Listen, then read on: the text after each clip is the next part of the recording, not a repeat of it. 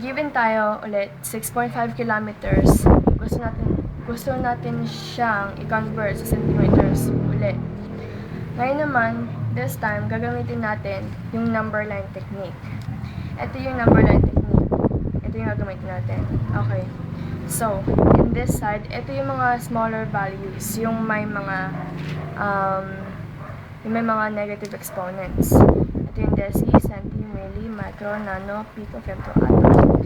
Ito yung nagsisilbing origin, yung base unit, yung meter, yung grams, yung liter, yung mga ganun.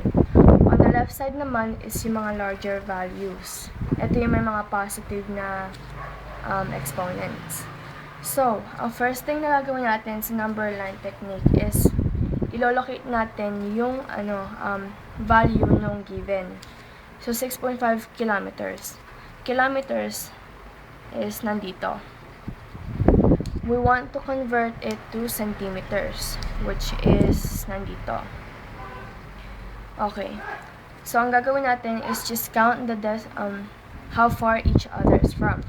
So, from kilo to centimeters is 1, 2, 3, 4, 5.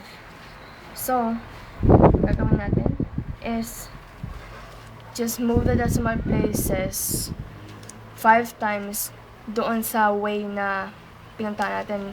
This time, pa-right tayo. So, 1, 2, 3, 4, 5. Diyan decimal place.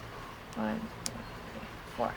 So, na yung sagot. Yan na yung centimeter value ng 6.5 kilometers. Or, in scientific notation way, 6.5 times 10 to the 5th power centimeters. Kaparehas lang ang sagot natin kanina.